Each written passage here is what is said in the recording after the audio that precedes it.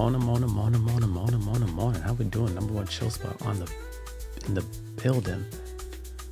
Nice to be here. Beautiful to be here. We're actually live today in 2 different places at once. So we are on Instagram and we are on YouTube. So we got 2 chats going on. Let me know how you're doing. Beautiful Monday morning. Finally sunny on my side, as you can see in the studio. Let me know how you're doing on a scale of 1 to 10.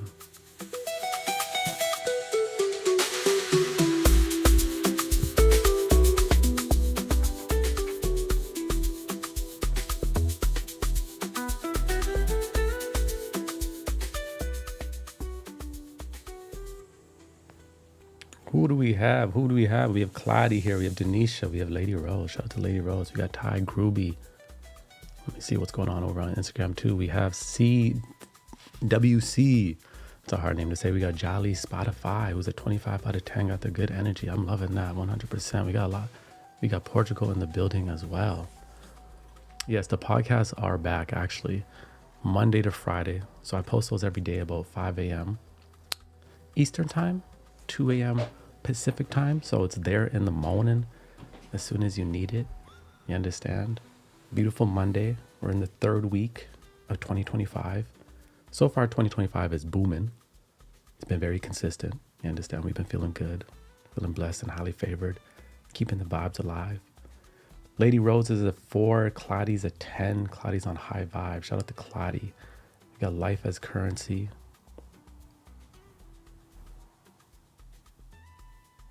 And we got Sarah Goldie as well.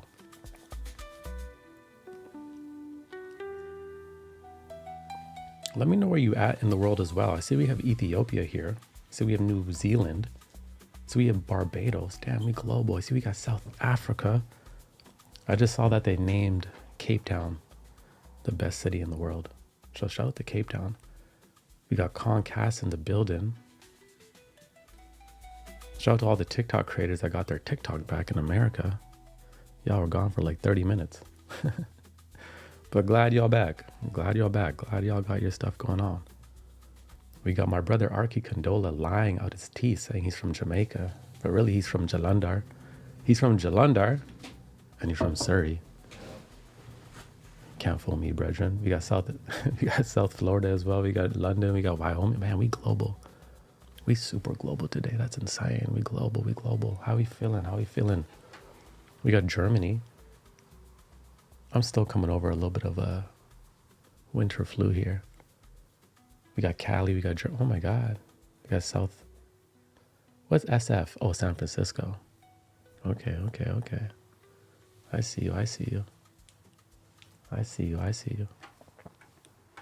Beautiful. And we got the UK. Man, we too global right now. Trying to bounce back from both chats. My apologies. Actually, let me get it up on this screen. And we got Massachusetts as well.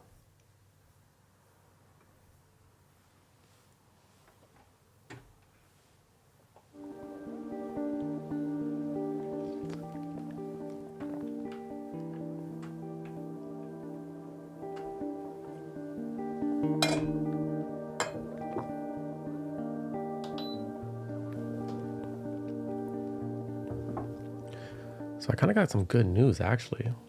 I've been talking to a tea manufacturer. My apologies. And they're fire. I've been actually testing out their teas for like 3 months now. Just drinking them every single day slowly. You know me, I love my tea, especially my black teas. And yeah, it looks like for those of you that's always asking me where you get your tea from, looks like I got a little bit of a hookup for you coming soon. So I'm quite excited about that. You know us, we love our tea in the morning time. Especially for this raspy throat today. We got Yafet in the building as well. What's the mood for the week? What's the goal for the week? How are we setting the tone this week, right? It's a beautiful opportunity. There's a lot to worry about, I'm sure. But how are we going to protect our mind? How are we going to protect our peace and move forward in the direction that matters, right? That's the energy that we're moving for this week. How are we bringing meaning to every single step this week? That's what I always say. We bring meaning to life. not necessarily the other way around. What's the intention for the week? Have you set yours? Mine is consistency, expansion, and rewards. Mine is celebrating as many little rewards I can this week. Because we need that good energy. We need those good vibes. Nan says determined faith. Meshin says achievement. Ty says putting ourselves first every day this week. Oh, I like that. I like that. Give me 1 second.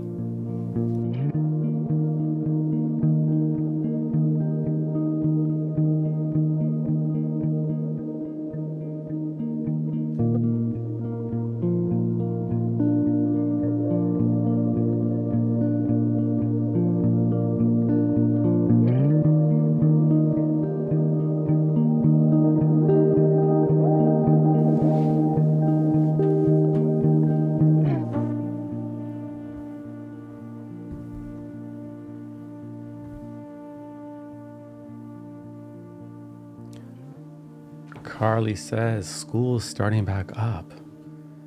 Easing in by planning relaxation. I like that. I like that. Do you schedule in rest time, reward time, relaxation time? Or are we moving so fast on a hamster wheel we forget to take care of ourselves? Because that happens too, right? That happens too. Lady Rose says, I hope. Mine is hope, discipline, self-care. On top of discipline, I also say devotion. Because sometimes discipline can only carry us so far. But devotion to ourselves, whatever we're trying to bring into fruition, whatever we're trying to create this season, whatever problem we're trying to solve, there's always something we're trying to do, isn't there? Being devoted to that no matter what. Because your discipline's going to look different every single day. Some days it's going to be rocking, some days it's not going to be as strong, but as long as we craft that consistency. I've been loving the consistency so far in 2025. My new morning routine has just been like get up and go to the gym. Normally I get up, I read, I have like a journal little session, I have some tea. 2025 so far has just been get up, go to the gym 6 days a week. And I've been loving it. Sometimes sometimes your old ways won't serve you in this new space. Sometimes you need to switch it up. New tempo, new rhythm. I see we got North Vancouver in the building. Oh, we got somebody local in the building. We got Nairobi in the building. Hey, Nairobi. I'm coming to live out there for like a year, for sure. For sure. I'm coming to live out there for like a year.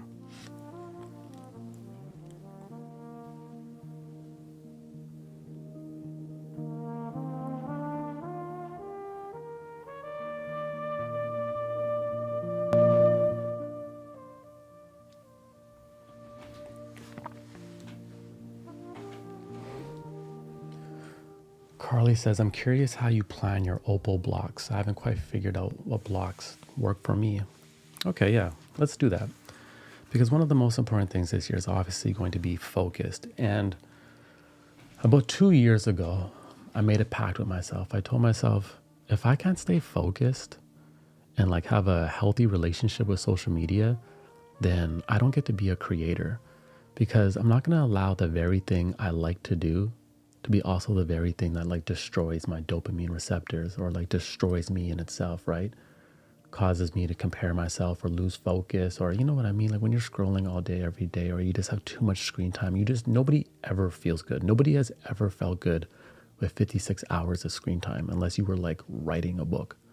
But nobody has felt good scrolling that much. So I use the app Opal. I'm not affiliated with them at all, but really they should be throwing me a bag because I have literally shouted them out so many times. So Opal, get at me.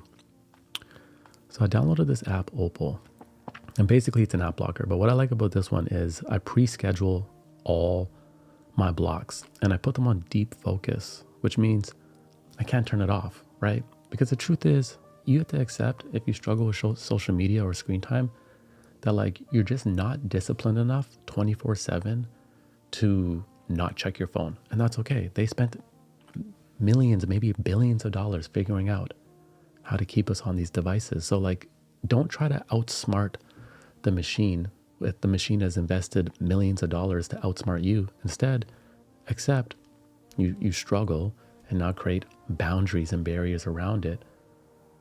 So what I did is I got Opal, OPAL, and I set up many blocks. So in the morning, my blocks start off right away from, let me see what my first block is. That's my second block. So from 4 a.m. to 11 a.m., my phone is blocked, all social media, YouTube included. And then so that's till 11 a.m. And then from 11:20 a.m., so then from 11 to 11:20, it's free for 20 minutes. So you'll notice on Instagram, at probably around 11 a.m., I'll normally like repost some stories because I just have 20 minutes to do so. You see how I'm only using social media within the free breaks that I've given myself, right? These are premeditated breaks. And I have like a mental note in my mind, like, oh, it's almost 11, make sure you post. Because if you don't, you can't, you blocked yourself out. But I love it because it creates boundaries and it allows me to stay focused and move in the direction that matters, right? Then it kicks back in at 11:20 a.m. till 3 p.m., right? So rest of the afternoon, we're focused. We're still focused, we're applying ourselves. So by the time 3 p.m. comes, it's already a successful day. At 3 p.m., it opens up again for 45 minutes. So if I want to do a little bit more on the phone, I do a little bit more, you understand? Normally, I'm already so focused, there's nothing for me to really do on the phone. We're applying our energy in the direction that matters still, right? We're creating boundaries. At the end of the day, you have to accept that like your default mode is actually to be focused, is to be abundant, is to create. So it's more so like a lot of the times we think, oh my God, I need to focus. And we're picturing it like we have to go lift heavy weights, not realizing it's more of a removal process. Man, my voice is raspy today, sorry. Imagine like you went into like a room. There's just like you went into a room to write a book. And in this room, you had a jukebox, you had a vending machine, you had a computer, you had a TV, you had a VR set, you had a big comfy couch, you had some dominoes, you had snacks galore, you had everything to stimulate you. Do you think you would get to writing that book right away, even though the paper and the pen is on the table all around, and you even have beautiful art all around you, there's a telephone, let's say there's even a window. Do you think you would get to work right away? Probably not. Why? There's just way too many options. But now let's say you went into another room and there was nothing in that room, nothing at all. Only thing that was there was the table, the desk, and that pen. You go in there, you're like, damn, this room's a little bit boring. But there's nothing else to do. So you would write the book, you would focus. And that's how I see focus. It's not like this, oh my God, I got to do this heavy lifting. How am I going to apply? No, it's a removal process. Remove the weeds, and naturally your default mode is to create, is to express, is to focus, is to be abundant. But in our modern era, we just have so many opportunities to distract ourselves, right? So then my phone kicks back in from like 3:45 till 6 p.m. again, blocked. Can't open it. And then again at 6 p.m. it opens up again for 30 minutes. And then for the evening, I have it blocked again. But for the evening, it's blocked on timed out, meaning I can turn it off, but every time I turn it off, the timer, it's kind of hard to explain. You're gonna have to use it yourself. But pretty much, as you can see, 22 hours of my day, social media or anything entertainment wise is blocked on this. The only things I do on this damn phone is my notes, my calendar, my email, and I read a lot of Kindle books. Because there's nothing else to do, you know? I'm at like the grocery store and I'm really bored because it's a big lineup for some reason. It's like 1 p.m. and it's, sometimes I'd be at the grocery store or like somewhere at 1 p.m. thinking like no one's going to be there because everyone's at work, and then it's super crowded. I'm like, what are you guys doing? You're supposed to be at work. But anyways, instead of like going on social media, what do? I just browse, I just look around, I just observe, or I read like something from the Creative Act in my Kindle. I have it in Kindle form and I have it in textbook form, right? That transformed my life. Because I'm not going to lie, 2020 and 2020 or 2021, like when I first blossomed online, because it was exciting. There was a lot happening. I wanted to engage with everybody. I wanted to like, be super active online. And that's like the trick as a creator where you're like, I have to be here. You don't. You could literally, this is what I do. You could literally set a time block once a week. And you can, that's not even just for creators. This is for like so many different things in your life. You set a time block once a week for your engagement, right? Same with your emails. You don't need to check your email all day, every day, unless it's time sensitive. You set a time and then you go and you just knock it all out at once versus being super engaged. Because the truth is, I think the people that are going to win in this like next 10, 20 years, as we move into this like weird AI revolution, you know, because we're moving into like this place where like people are going to be less human and like they're going to be like cyborgs and like AI agents moving all over the place. It's going to be the ones that are like deeply human and raw that are going to be able to stand out, right, amongst the sea of noise. So you're not going to, you can't be a cyborg. You can't be attached to this thing. You can't be programmed with this thing. Unfortunately, this thing will literally program your thoughts as well. I saw Grimes make a tweet. I posted it in my Instagram stories. And she said, oh no, I don't have it here because I can't even open up Twitter. Look at that. See?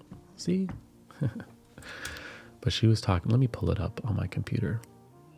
Now on the computer, if you also struggle, there's another app called Cloudbreaker, or Opal works on the computer as well. You can just block yourself out.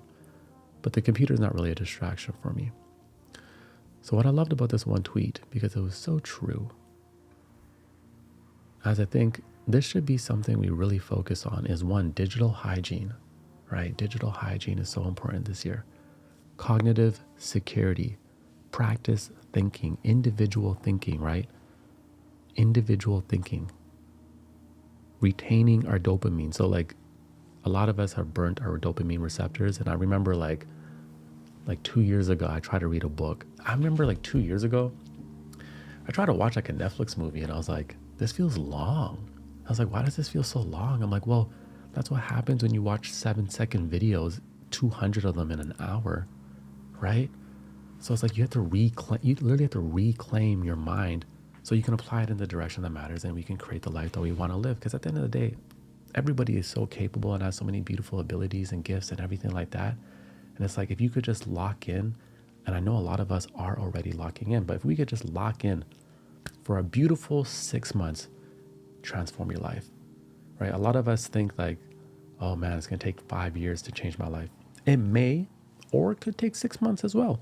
So possibly if you really lock in mind, body, and spirit, right? And if you have full devotion, right? Single-minded in a way to like a certain goal or something you're trying to solve. But it's going to take focus every day. You can't like go on a social media detox for a week and be like, oh my God, I feel good, and then get back into it. No, you have to have a healthy relationship with it, right? Just like you can't smoke weed all day, every day. I mean, I know some people do, but you need to have a healthy relationship with things, you know? The only thing I do all day, every day is my tea. The only thing I do not have no balance with is with my tea. You understand? I need some honey right now. Somebody send me some honey. I need some honey in my tea. You got New York in the building? Beautiful, beautiful. Let me see what Instagram is saying. We got Jessica here who says, I couldn't agree more. Healthy relationship with substances and self and routine is everything. Yeah.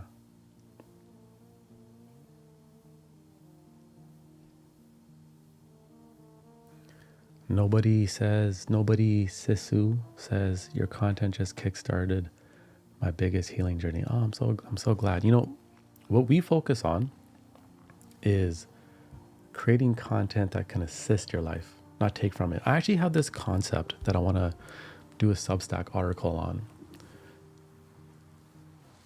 Should I even say? Yeah, no. Anyway, so I had this realization like two years ago where I was like, man, social media is like definitely a problem for like a lot of us, like the addiction, you know? It's like this weird like casino. Then I was like, well, I play a part in this casino as well. Like, you know, I'm throwing up the content and like feeding the machine, feeding the beast, because like, you know, I want to also like connect and express and grow and all these things. And then there's like a little sense of guilt though. And then I realized I'm like, man, like I don't want people having to be glued to a screen to experience my content.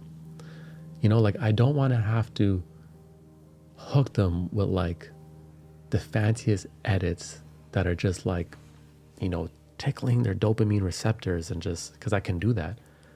Because at the end of the day, it's like, I don't want people to be on a screen. Some of the best comments I ever got back in the day would be like, man, I feel so good now. I can get off the computer. And I love that, right? But it's like in the other way, like, social media like platforms will try to teach you like, yo, you want people to keep watching more and more and more. But I love how someone can like listen to one thing or watch one thing and feel like, you know what? I'm good here. I got what I needed from this digital space, and go live their real life. So when I had that revelation, I was like, I want to make content that can assist and elevate. That's why I love the podcast, because like you can listen to it while you're going for a walk, while you're at the gym. Someone told me they listen to it right before they go into the office just to ground themselves. I love that, right? Versus like a video that you have to watch 20 minutes and they are literally like putting psychology at every chapter to make sure you don't look away from the screen. So I was like, in a way, everybody online producing content is also like modern day dope dealers, kind of, like hooking people with the tricks and the gimmicks to grab their attention, because you can monetize attention, and then frying their dopamine receptors, and then they need more, and then you give them, it's like, in a weird way, it's kind of like modern day dope dealers. And when I realized that, I was like, I don't like that. So that's why I kind of do what I do in the ways that I do it, even though it's not like the sexiest or like the most clickable or hookable. It's just like something I do for my own conscience.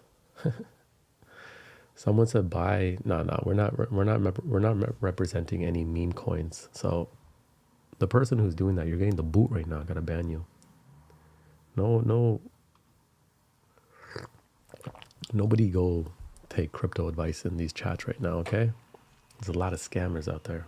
A lot of scammers. So what's the goal?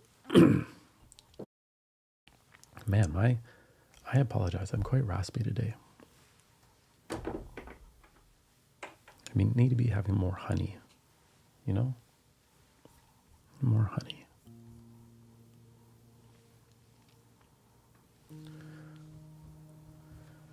Nicole says, hi, HINDZ. How are you? I like that question. How are you? I'm good. Last week, I was like, meh. I did a podcast on it, like, just meh. Kind of been like bored. Sometimes, like, bored with life. You clock in, you clock out, the same thing.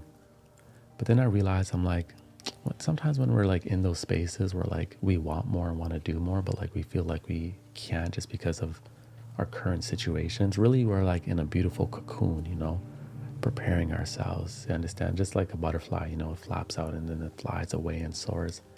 And anytime I'm like feeling like, man, I wish life was a little bit more exciting right now. I'm not always like that. I'm actually somebody who's like, a cup of tea can excite me. But I think in the last couple of months, I've just had like these my soul's been crying for like new experiences, maybe go to some new countries, be in a place where I don't know the language and have to be forced to just like survive in a different type of way. Been really like wanting those type of experiences, right? Can't do it at the moment. So I had to reframe my perspective, because I believe 80% of our worries and our pain is in the mind. Truly, right? Like 80% of our pain is actually in the mind. So if you can reframe your thinking and your perception and your perspective, you can alleviate most of your worry and your pain, and then see things in a new light, right? Two people can go through the exact same thing, and one person can thrive through it, and the other person can complain and like ultimately fall into a negative cycle just because of the way they look at things. It's kind of like, just like we train our bodies, we have to train our minds as well. Like, a dojo for the mind, rewiring our mind. So last week I was like, meh, but then I rewired my brain to see this season as like a cocoon, as like so much preparation and like being exactly where we're supposed to be. Even if we felt lost, like knowing that we're exactly where we're supposed to be. So this week, feeling a lot better. This week we good. This week we're like, we have so much to do, versus saying like, oh man, I have so much to do. Having so many things to do, or having desires, having goals, that's beautiful, right? Like we know a breakthrough is going to come at one point. A breakthrough is going to come. A lot of us are wrestling with life. That's for sure.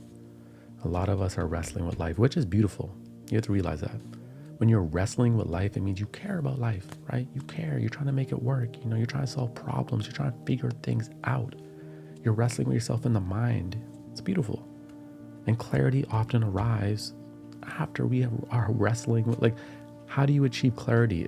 Wrestling with life always comes before clarity, right? Confusion comes before clarity. And often, if we can just settle the mind, right? So take a moment, slow down, right? Slow down. Yielding and slowing down can bear such beautiful advantage moving forward. I yielded for months where I felt like I was in a season from September to November. I'm like, I don't need to speak. There is less need to speak or act in this season, even if people need me to or want to, right? I need to yield. I need to slow down and reconfigure our aim and our compass so we can move in the direction that matters, truly. And once you're moving in the direction that matters, you can pick up the speed, right?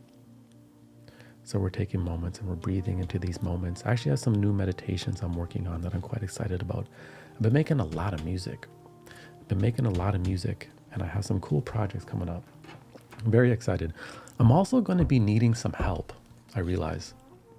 And I'm probably going to be coming to my community first. I'm going to be needing some people to help me on some things, on some operational things. If there's anybody out there who's a great operational type of person, you let me know. You shoot me an email.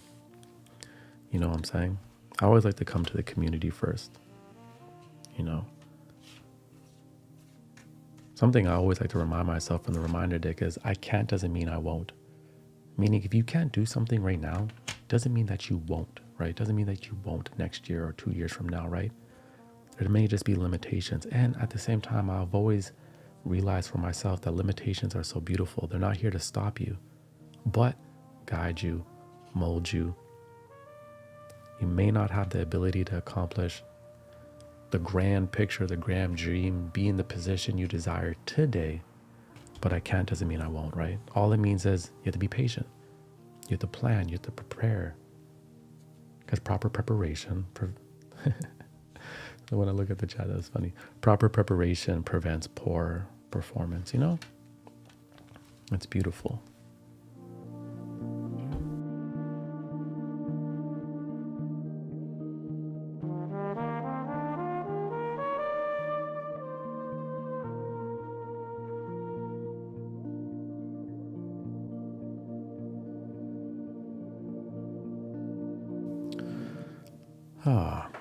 It's a good day today. I feel you know what happened to me this morning? So I wake up, my alarm clock goes off at 6:30. And I look at it, I'm like, hey, it's 6:30. I got to wake up my daughter in 30 minutes. So I'm like, let me just close my eyes for a second. Not go back to sleep, but let me just lay here for a second, right? I literally close my eyes, right? I literally close my eyes for 1 second and I wake back up and it's 7:45 a.m. It felt like a blink. And then I realized, oh my God, we're late. Me and my daughter, we usually leave the house at 8 a.m. for me to bring her to school. So now I get up, I rush to her room. I'm like, knock on her door. I'm like, get up. I'm like, we're late. She runs into the shower. But then she's listen, I got photography first. It's not that big of a deal. I'm like, nah, we on time. That's who we are. We the type of people, we on time. So then I'm frazzled because I didn't really get to have that moment in the morning, right? Then I'm like, today's going to be a messed up day. I could already feel, today's not going to be the day. And then I was like, you know what? It's going to be the day. It's going to be all right. So we go hop in the car, you understand, grab a little quick breakfast on the way because I'm can't even make breakfast now. Drop her off. And I'm like, we're going straight to the gym. Go to the gym. I'm frazzled in the mind because I just had a rushing session. It happens sometimes. And then about probably 30 minutes into my workout, I'm like, oh no, everything's good. Everything is good. We good. You understand? The power of just nurturing your mind and body for a moment before you got to do whatever you got to do. I think if I came straight to the studio and tried to do work, I would have been messed up. It would have been over for me for the day. You know what I'm saying? Sometimes you got to take a moment and just pause. Sometimes you think you don't have enough time to do something for yourself. That's crazy. That like we trick ourselves into not prioritizing ourselves, even for 30 minutes, right? Like, oh, I don't have time to do that. Do it tomorrow. But it's like, no, go for the walk. Go for the walk, right? Oh, you only have 20. Who cares? Go to the gym and hit the treadmill. Who cares? Go do this. Go hit the meditation. Do it. Because yielding for a moment can bear great advantage, right? It can set your aim for the rest of the day. I was so frazzled. I don't like rushing. I hate rushing. I'm the type of person who I am early to a flight. Like I'm not one of those people, like my friends are all like that. They're like, show up to the flight at the last minute. I'm like, no. I like to get to the airport extremely early.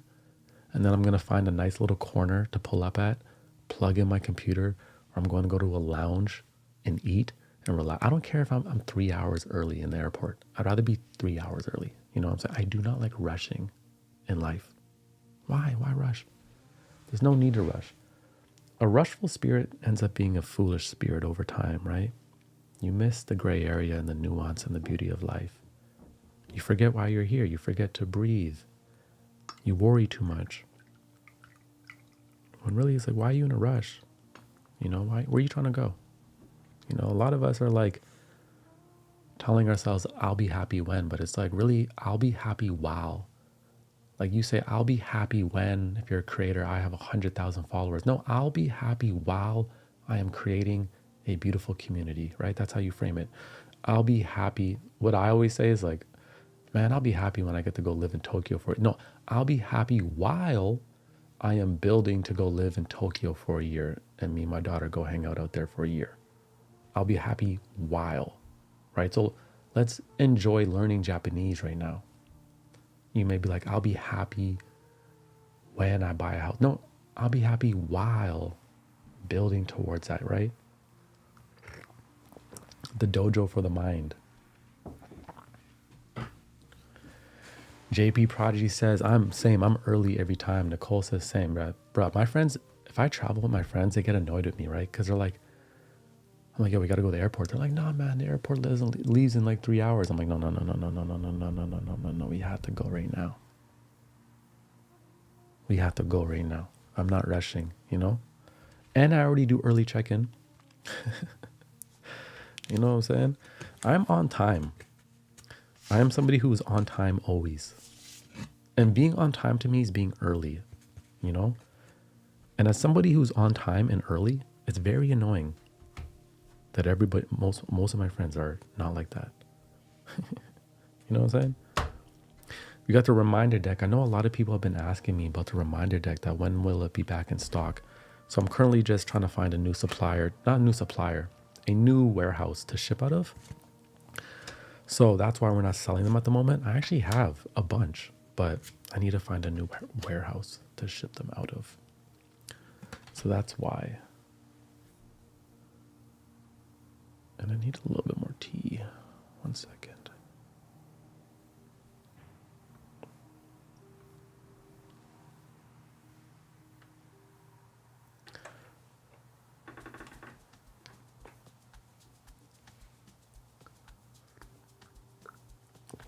If you have purchased a reminder deck, let me know in the chat.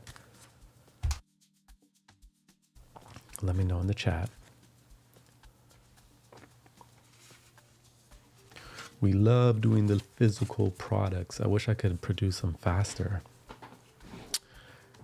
That will be one of my goals. Takaya Clark, what is your email? It's hello@hinds.site. It's in my Instagram bio.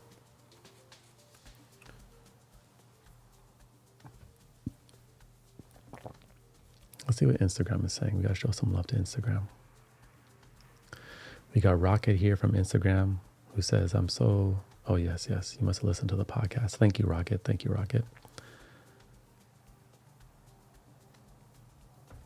Man, Instagram really don't like me. T. Lou says, miss your content, bro, but hope you're doing marvelous. No, but we be posting. I've been having people do that. I'm like, man, I miss your content. I'm like, bro, the podcast is up every day, Monday to Friday. We've been streaming almost daily. this is the thing. You can't rely on the algorithms to put me on your screen, on your algorithm. Okay. You gotta just check in like, hey, what's HINDZ doing? Or put that notification bell. I normally don't like telling people to like hit a notification bell because it's like, I want you to be present in your life. That's really why I don't say that. I kind of only say it for the live stream so you can catch a live stream because we do them sporadically. But we're here, we've been having YouTube uploads as well, going more consistently as well. So my brother, the content is here. The only thing I haven't been doing is posting on Instagram and TikTok. And that's just because my brain at the moment just doesn't think in short term, in short form. My brain thinks in like long form. I need like 30 minutes just to warm up on these live streams, And I think long form content is more so the future.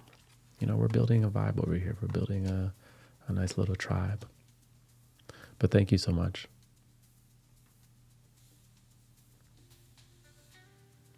Bruma says the podcast is my daily dose of self-love. I love that. That's amazing. C4 says, bro, you are literally turning on my mind today. I feel like it's been in the background mode for so long. Ooh, you know what's crazy? C4, you literally just gave me my idea for my podcast tomorrow. When you said background mode, something sparked in me. For anybody that listens to the podcast, that's literally my process, is that like I hear a word or I like think of a word and then I feel this feeling with me and I already know I could like speak on it or go into that topic. And when you just said background mode, that's probably going to be a podcast this week. I'm literally writing it down, background mode. Thank you, C4. You just inspired one of the podcasts. That was fire. That's our process right there. See how easy it is? Someone says, hey, HINDZ, have you ever struggled with substances? How did you resolve that if you have? No, I don't have an addictive personality, right? So I always say, I don't have an addictive personality, but I have an obsessive personality. So if I discover something that I like, I can obsess over it. But as soon as I identify something's not good for me, I can just cut it out right away. So I haven't struggled with substances like somebody else may have, because anything I've ever done and I knew it wasn't good for me or I should cut it, I just cut it. Like smoking. Once I decided to quit smoking weed, it was like this. I just quit. I was just done, Same with drinking. I was just done, right? The only drink I have now is like some sake. If I'm at like a Japanese barbecue or something, I love going to like a sake bar or like a Japanese barbecue and having like a hot warm sake.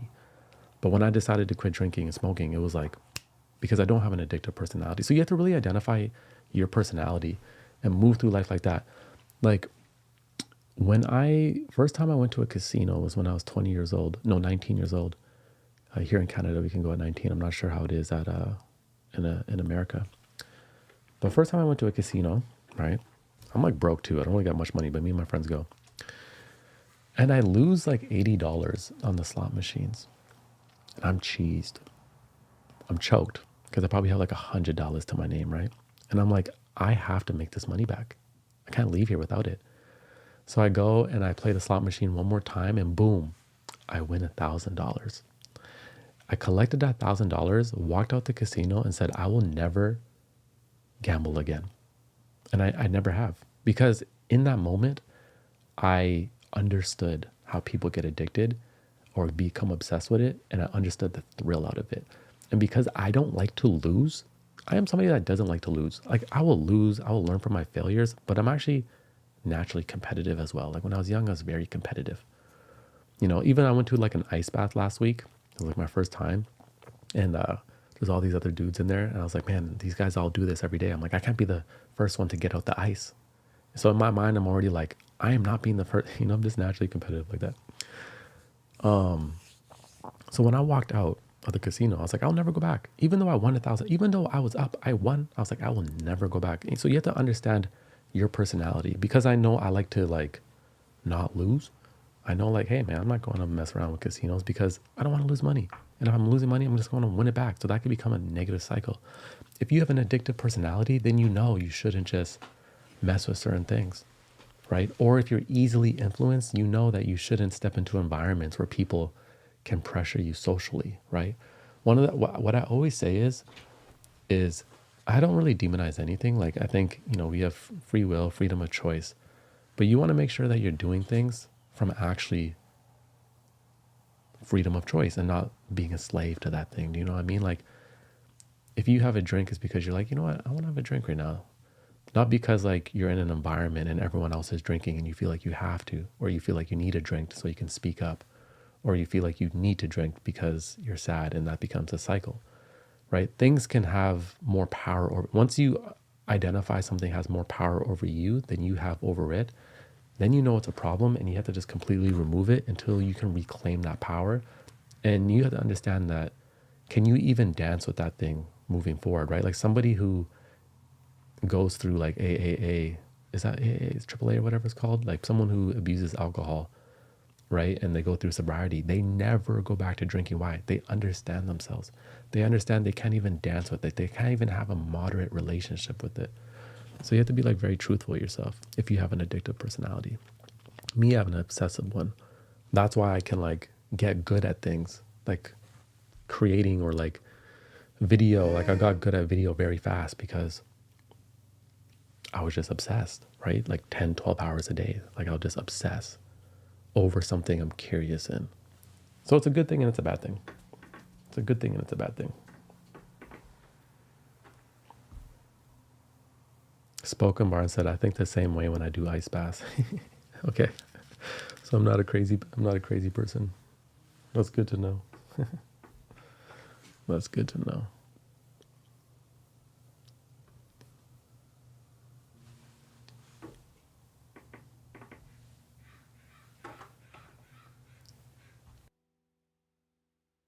Let's get back to the chat for a second.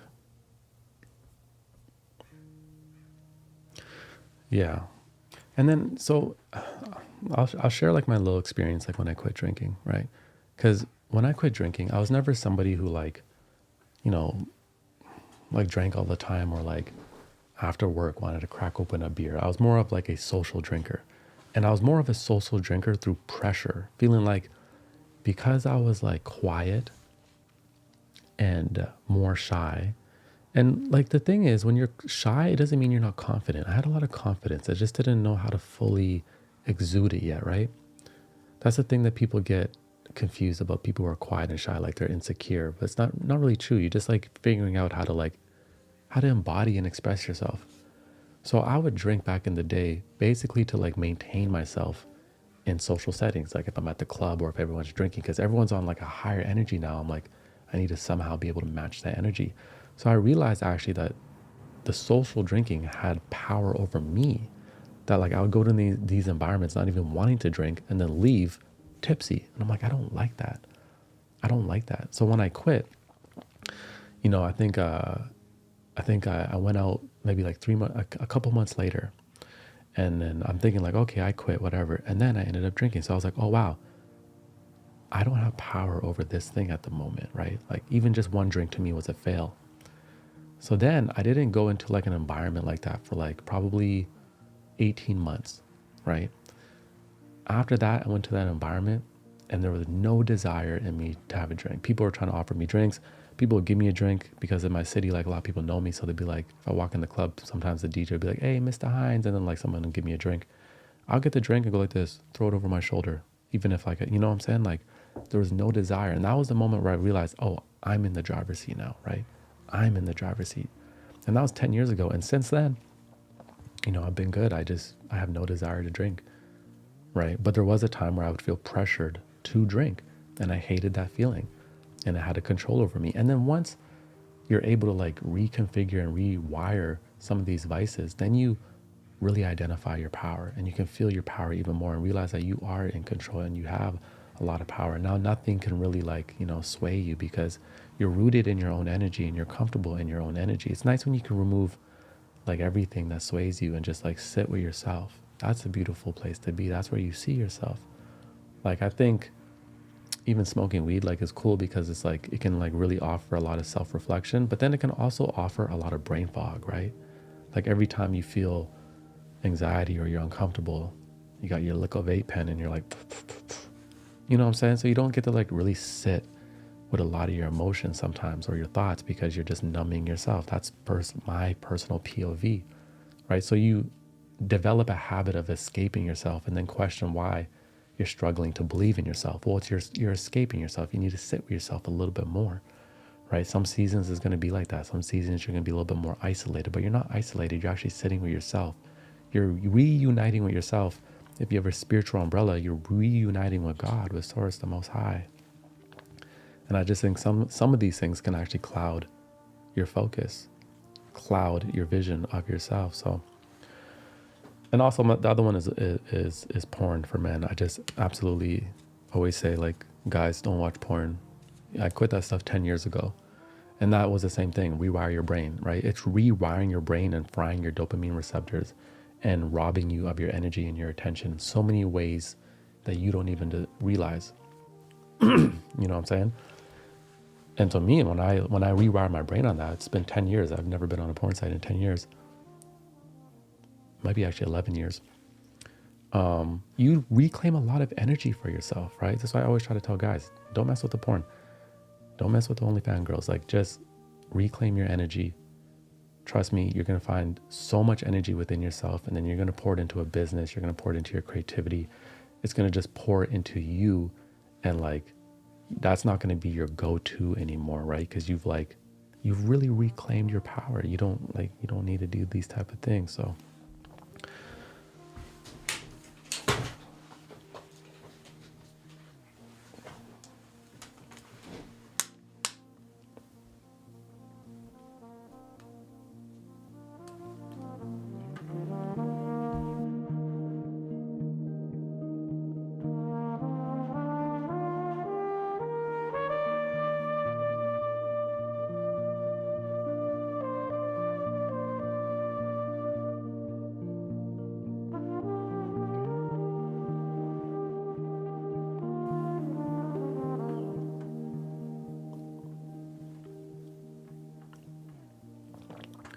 see, we got South Africa in the building. I love when I see South Africa in the building because in my mind, I'm South African.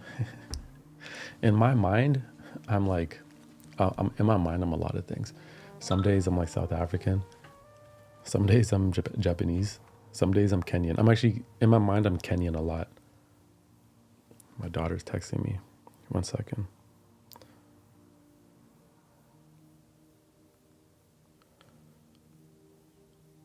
My phone is also on Do Not Disturb. The only notification I get on my phone if someone texts me is my daughter. A lot of people in my life are annoyed with me because when they call me, it'll automatically go straight to answering machine because I just don't like to be disturbed. And there's a lot of spam calls these days, so only my daughter can text me, of course. We got the Bronx in the building as well. Oh, we got more South Africa in the building. I love it. South Africa is really here. Someone said, what's your favorite thing about Canada? I'll be honest, I have a love-hate relationship with Canada. I've always felt geographically misplaced. Like, it's never felt like home for me. Like, it's felt like I'm just here. Like, Canada has felt like my cocoon. Like, I'm in the cocoon and I'm waiting to be a butterfly so I can expand, right? But if I was going to choose things I like about Canada is, one, where I live, I love the scenery, especially when it's sunny. So we got the mountains, we have the oceans, we have rivers, we have lakes, we have waterfalls. Like, right now, I can go to a beautiful waterfall 20 minutes away. I can go to a lake that's 15 minutes away. I can go to the ocean, which is 35 minutes away, maybe 40 minutes away. And I could go snowboarding, which is just 1 hour away. Not even, like 50 minutes away. I can go to the beach and I can go snowboarding all in the same day. That is beautiful. So I love that about where I live. I can't speak for all of Canada. I can only speak for where I live in Canada, because where I live in Canada is the only place I would live in Canada, because I don't like the cold. But I've always felt geographically misplaced. So beyond that, what else do I like about Canada?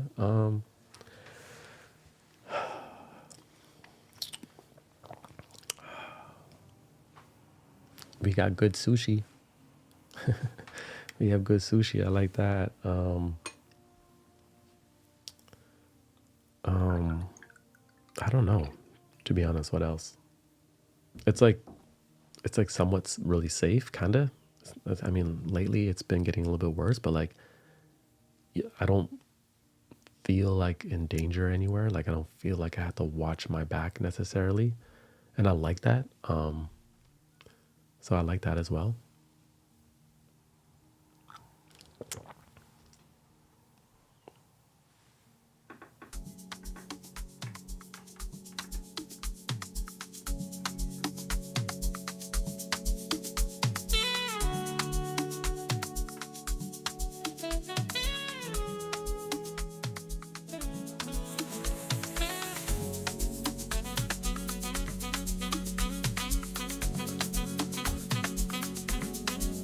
Cool.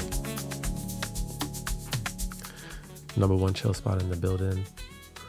This year, we're pretty much more focused on streaming and podcasting. Those are my favorites, so we're going to figure it out. We got the YouTube going still, but I'll be honest, like, I don't really enjoy making thumbnails, so I don't like making too many YouTube videos because I don't like making thumbnails. That's pretty much it. But no, I like streaming. I like hanging out with y'all. So, we almost stream daily. I think tomorrow we'll do a study work with me stream on YouTube. For those of you on Instagram that don't know what we do on YouTube, we basically get together and we work whatever that we have that we're doing. So I hop on, we have a timer, 55 minutes, work, study, have a little tea break, go back into it, do it again. And a lot of people have said that they have gotten a lot done that they were struggling to get done before, which I absolutely love, Someone said thumbnail artist. To be honest, Felix, what I also don't like is I don't like even communicate. I don't like taking pictures for thumbnails. I don't like communicating with a thumbnail artist back and forth. Like, I'll do it, right? But it's just annoying. Vanessa said, HINDZ, would you consider writing a book? Yeah, I actually am. I'm in the process of it. It's just really, I'm not gonna lie, it's just really hard because it's such like a long form process, and it's really difficult. But I am in the process. There's actually 2 books I'm working on. One book is actually just the podcast. So it's like taking all the podcast episodes and like rewording them a little bit to fit in textual form and being more like a simple read, like the Tao or like the Creative Act, right? Like the Creative Act, you can like kind of scroll to any page and you can read. So that's like the first one.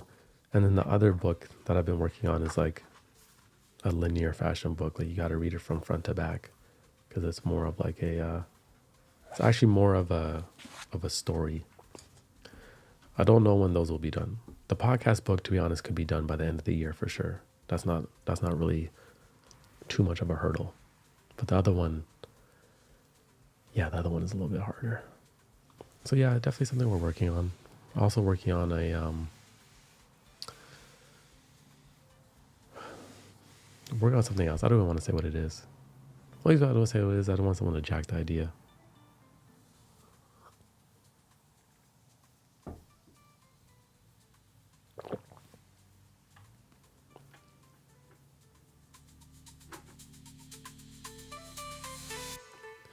Someone said, what is the difference in a podcast and a video? Well, I mean, the difference for me between a podcast and video is not really too much of a difference, but when it's just audio, I will speak slightly in a different cadence because I'm not aware of the cameras, nor am I trying to like, it's just like a different tone and vibe. And I feel like with podcasts, I can just speak. I don't really have to think about the intro or like any of that stuff. With a YouTube video, there's more of a format, I would say, more of a structure. But I break all the rules. I'm a stubborn creator. I break all the rules. I don't really do what I'm supposed to do, if anyone has noticed. I don't do the trends. I don't do hooks. I break the rules, and I'm stubborn like that. It's hard to tell me what to do, sometimes when it comes to that kind of thing, you know.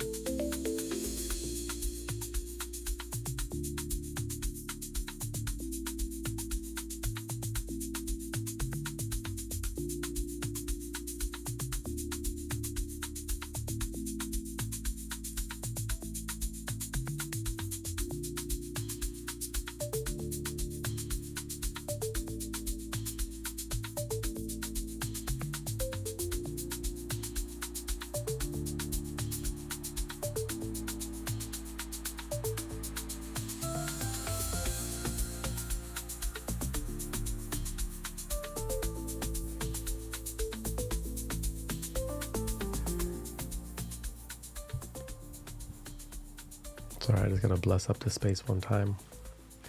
Love frankincense. Number one chill spot we here. We like to set the tone on a Monday. I think we got a good week ahead of us, you know. I think we have a good year ahead of us. I think this year is gonna be better than 2024, you know. Someone said, what books are you reading at the moment? Oh man. I'm like this like weirdo when it comes to reading books. I like cycle through like 20 books at the same time. But at the moment I'm reading this one book called I Ching, The Book of Change. Love it. Really good book if you're going through like crossroads in life. I'm also reading The Tao. I'm reading Creativity, Flow, and Psychology of Discovery and Intervention. I'm also reading Dear Artist by Jaya John. I'm also reading The Creative Act. I'm also reading, I read The Courage to be Disliked. Wasn't really highly impressed by it.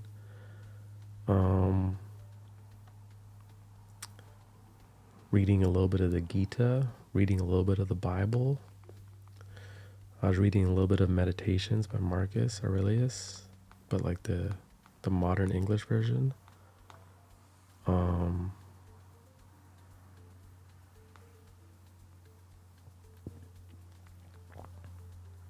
Yeah. The Tao, I said that already though. Yeah. I never read like one book, like straight through. I kind of cycle through different books. Just on like downtime. Kind of just like my process.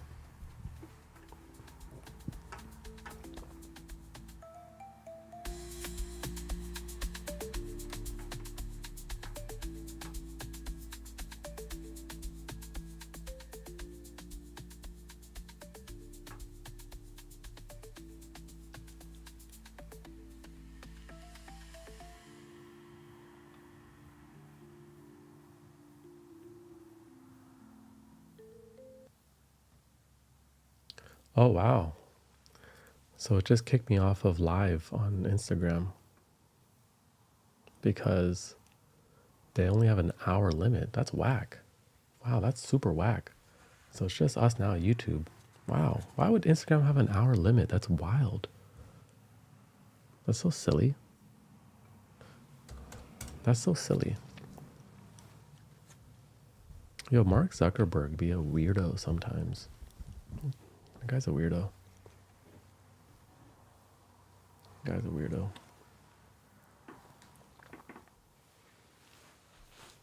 What time is it? 12:09. I still have some time.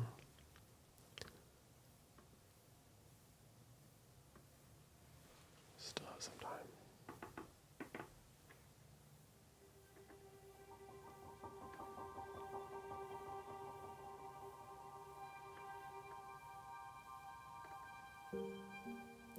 Carly Schultz says, you should know, Heinz. My whole family knows you and talks about you. When I graduated high school years ago, my mom said you should invite Heinz. Your family knows me? No way. They talk about me? I hope in a good way. Instagram has several crazy rules. Boo, Meta. Yeah, that's exactly. Boo, Meta. Came from Instagram. Yeah, they just booted me off. I just got a notification that said, you've reached the limit, 1 hour. How are you going to limit 1 hour for the vibes? That's crazy. That don't even make no sense. That don't even make no sense. They hating.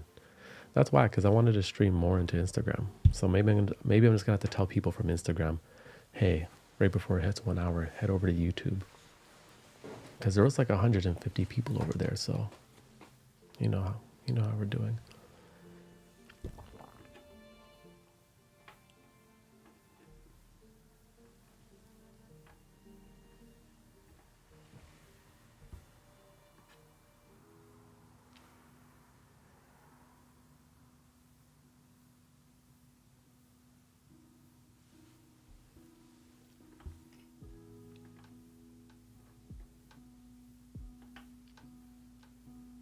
Carly says we know you from your videos. Oh, okay.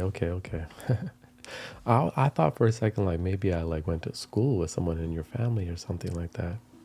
You know what's crazy though? From live streaming so much, I actually feel like I know some of y'all. Is that weird? Because I kind of do. I kind of know what some of y'all do. I kind of know like your hobbies. I've had like conversations with you through here. You know what I'm saying? When I relaunched the other community on a new platform, I'm gonna do more Zoom calls for people that want to hop on Zoom and hang out. I'm just like building it out right now. It'll be cool. We have to remind ourselves that things are gonna work out though, because there's always doubts. Like, oh, is it gonna even work? Like, oh, what am I doing? Our mind is really good at thinking the worst. So maybe this year we put it to practice in thinking the best, right? Like what if you just flip your mind in the whole other direction? And it's like you just think the best. You're not naive, you're not being stupid, but no, like you're like, no matter what, nah, I'm gonna figure it out. That's kind of my attitude towards life. Like yesterday I was sitting there kind of worried. I was like researching a lot of AI agent stuff and I'm like, oh my, I'm like sitting there going into like a mini crisis. I'm like, oh my God, the world is not even fully aware how we're going to get blindsided. And these elite billionaires are just, and I'm like, the internet's going to be destroyed. And then I was like, but you'll figure it out. You're going to figure it out. You're always going to figure it out. You understand? Even if you pivot and change some things up or evolve, whatever it may be, you're going to figure it out. You got to believe in your abilities. You got to believe you were before you are. Everything that you need, everything that you are looking for is already within you. It's just our experiences and our invitation.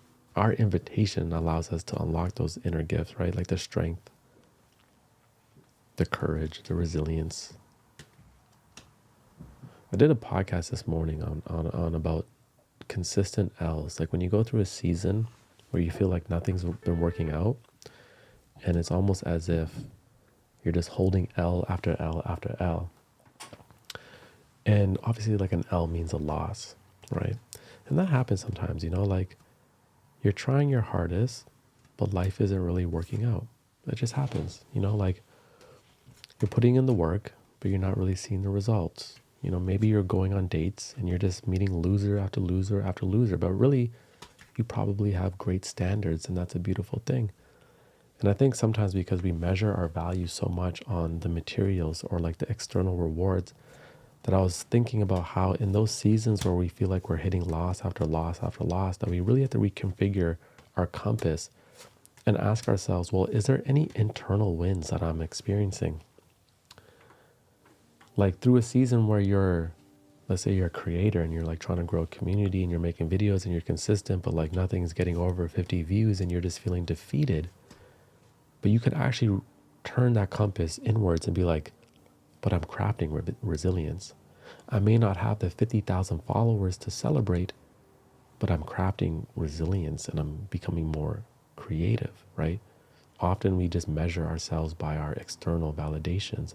But those seasons, I think, where we're experiencing loss after loss after loss, if we're actually applying ourselves, we can look within and be like, well, what else am I crafting, right? Maybe it's been a season where you've been done wrong by a lot of people and they're like, you've experienced a lot of hardship, but like you were still just kind to people, like you went out into the world, you went out into society and you smiled, you were still there for friends, even though like you've had people turn on you and like manipulate you, but like you still just led with love and you're still leaving with love. And it's like, yeah, maybe you haven't got the promotion, or maybe these things haven't manifested, or maybe your bank account has been decreasing, but you've been applying yourself, but there's something else happening within you. And everything starts there, I believe. So I think sometimes you can derive so much power in those seasons where you're like beating your head that like things aren't coming into fruition. But if you look within and be like, oh my God, but look what else I'm crafting.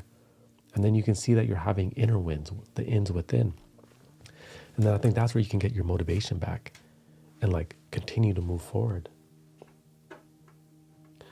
Because it just happens. Sometimes you're in a season where like you're trying, but nothing's working. It's like it's like the wind just isn't blowing in your direction, And it like pump fakes you.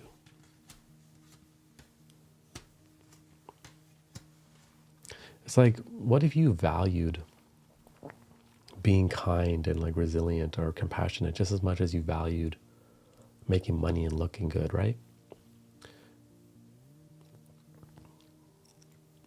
Like, what if you just valued different aspects of your character the same way you value the external rewards, Like somebody could win a Grammy, and that's great.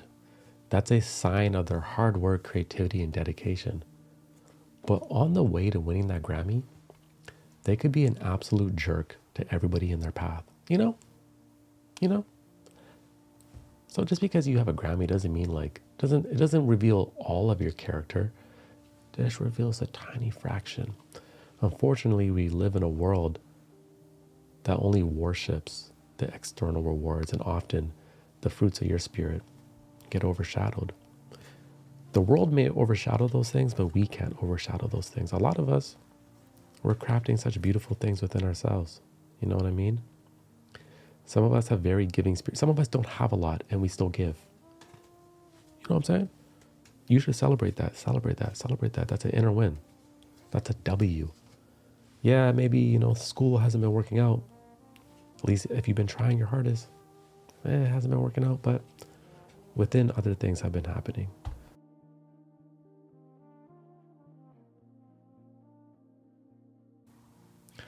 Gabrielle says, you're only as pretty as you treat others, my mom would always say. Exactly.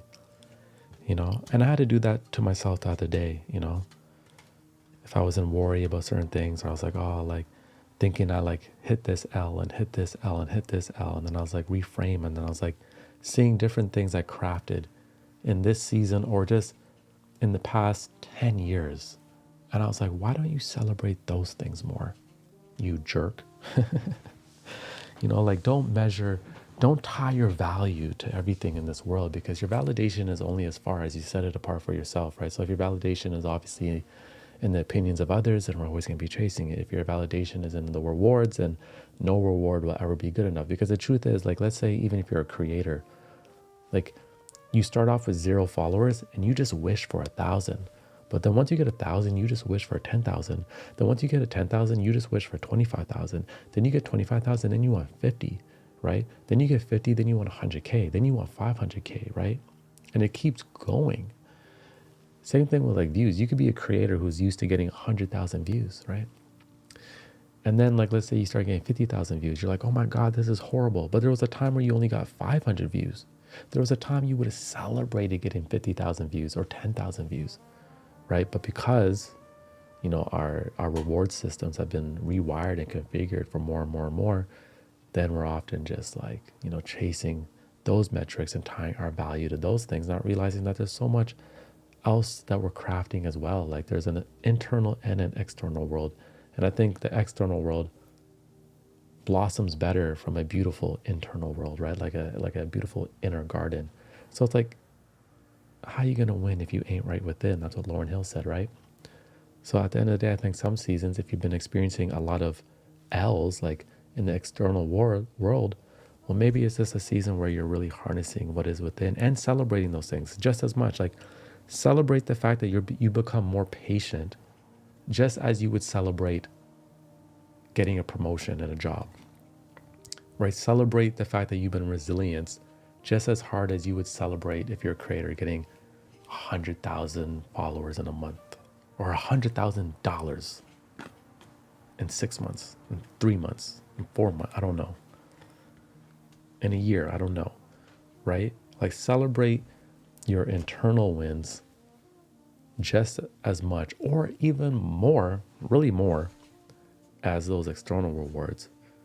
And then when those external rewards do come, guess what?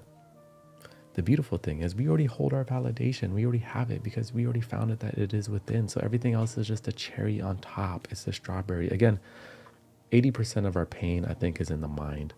That's why we need a dojo for the mind, where we train the mind, we rewire the mind. It's a daily thing. Like we understand the concept of going for walks every day and going to the gym every day, but like, do you go to do the gym in your mind every day? This is something I'm actually working on and developing, because I realize like that's something that we need. Is like you need to work out the mind, because 80% of the pain is simply because of the way we are seeing things. And if we can reframe and rewire it, and that just takes practice. That just takes developing those like brain muscles, like literally exercising our thought, exercising our perspective, exercising our perception. If there's one thing I could probably just say I'm good at, it'd probably just be is exercising my mind. Is that like no matter what hardships or tragedy is, I can reframe my perception of it and like move through it with a lot of grace. And that's just something I've trained. No different than like somebody in the gym who's just absolutely ripped. You know, I'd be in the gym sometimes, I'm like, bro, this person is ripped. But they trained for that. They worked for that hard, right? Same with the mind. We can do it. We can do it. Right?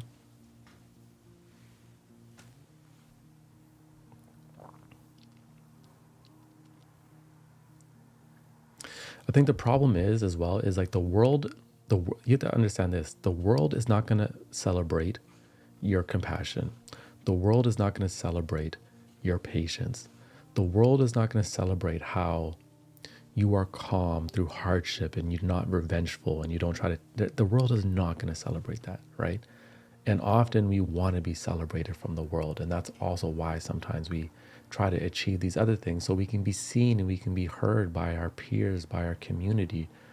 But again, unfortunately, the world is rarely going to celebrate those things. So like we have to, because some seasons, that's what you're crafting. You're not crafting more money. You're not crafting financial or career success or whatever.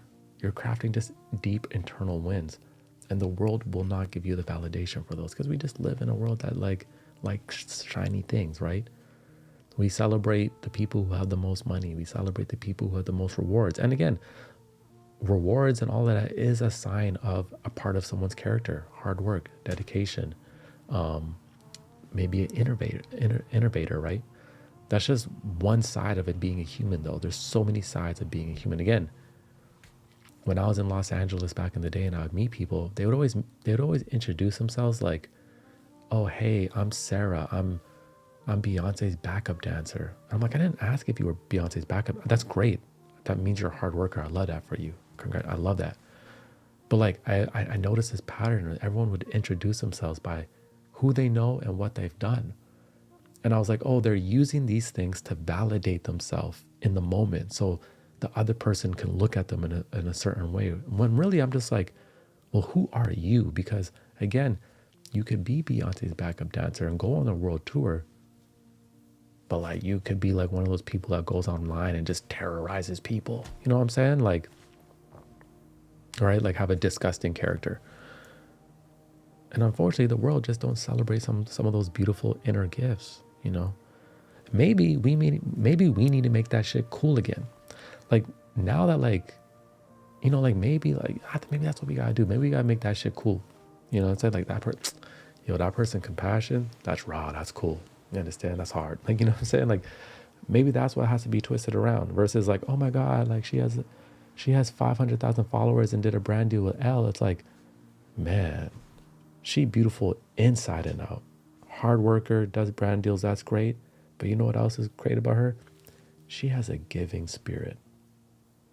Man, she win big, but she give big too, right? Like we rarely highlight these other things, right? Because again, the world likes shiny things, you know? So maybe in the next few decades, you know, that can start to change, you know? Make the fruits of the spirit cool again. I like that. Let's put on a hoodie. How do you train your mind? Well, Quazim, lucky for you, my whole program I'm developing right now for the next subscription community is all like a mind dojo. So I'm not going to talk too much about it right now, but come March, we'll be talking a lot about it. We'll be talking a lot about this. She says, pride of one's ideal or society's model of pride is rather convert. Yeah. And again, I really don't want to demonize accomplishments because accomplishments are beautiful, right? Like they are signs, physical or like signal manifestations of your hard work, of your creativity, of your devotion, of your dedication, right? Like even winning a Grammy is a sign of like aspects of your spirit, but just not all of your spirit, right? Right? Because there's so many aspects, right? Like you could be a hard worker, disciplined, devoted, consistent, but a complete jackass. You know what I'm saying? Like rude to people. When you order food, you treat waitresses and waiters as if they are like your servants. You know what I mean? Like, and like who likes those type of people? Like, no. And it's just like that shit shouldn't be celebrated like that. So make the fruits of the spirit cool again. Like make compassion cool again, right? Like make leading with love cool again. Make privacy cool again. You know, SZA shared something the other day on TikTok, and I'm going to pull it up so I can read it exactly. And I loved it because it's true in many ways. SZA says, I used to think sharing snippets, personal info, and music tea would build connection, but it's actually just made people entitled, ungrateful, and disrespectful. It's time to restore boundaries. And I requoted it saying, make privacy cool again. I've noticed this thing on social media where people have realized being vulnerable is like a tool to gain trust. So they do vulnerable things as a tactic though, to sell shit, right?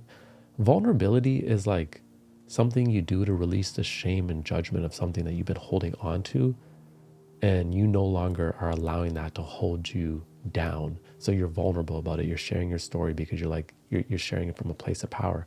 Vulnerability isn't supposed to be used as a place to be like, oh, if I'm vulnerable, then people will trust me and then I can sell more. That's using vulnerability as a tactic, right? I always say as a creator, like, if you don't want to share personal things about your life, don't. Like, don't. Like, you don't have to. Like, do not force that shit. I go through seasons where like, I'm kind of vulnerable. And that goes through seasons where I'm like, get out my life. I'm just like more philosophy. I'm not sharing many details. And again, I keep many things private about my life, right? But what I don't, it's even also like authenticity. Authenticity has also become like an aesthetic, you know? Like, you know how like brands on TikTok will now shoot their videos in the iPhones? So they don't do high budget stuff. They do it low budget to make it feel more authentic. Again, authenticity isn't aesthetic. It's not like something you wear, right? It's just something you are. You are just being. And I feel like the internet is just taking these things and like, again, everything, it happens with everything though, right? Everything always gets diluted a bit. But I love when SZA say that because I'm like, yeah, make privacy cool again. It is true. Sometimes if you overshare online, people feel entitled, right? When it wasn't about that. And they could be ungrateful and like they bully her. They're really mean to her. You know what I'm saying? They're very mean to her. And then people also think if someone's rich and successful, it's a license to be mean to them because you're like, oh, they got money, right? Oh, they got money. But the thing is, you have money. If you have money, it doesn't alleviate all your problems. It doesn't alleviate that you want to be like a treated like a human being or be kind. You understand? Like, just because someone is successful or like a celebrity, that is not a license to just terrorize them. It really isn't, you know? It really isn't. Like, everybody is still human. You understand? And again, you gotta make the fruits of the spirit cool again. That's why in the reminder deck it says our credentials are in our spirit. This is something I really am passionate about, right? Is like understanding that our credentials aren't just in our worldly titles, but they are in our spirit, in our inner treasures, right? In our essence. It's like maybe we came to this planet to craft our essence, you understand? To experience and to like kind of nurture our own hue of our souls, you know? So it's an opportunity. And the world, again, may not celebrate it, but we can, you know? We can.